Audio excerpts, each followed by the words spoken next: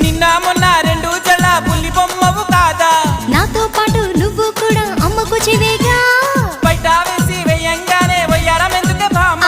కొంటి చూపులు ఎక్కువాయి విసమొచ్చినందుక నడుము చిక్కెనే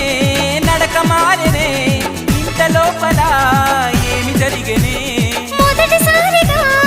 ఆడపిల్లను చూసినట్టుగా మైకం నీకు తమలపాకు నమలి సొక్కు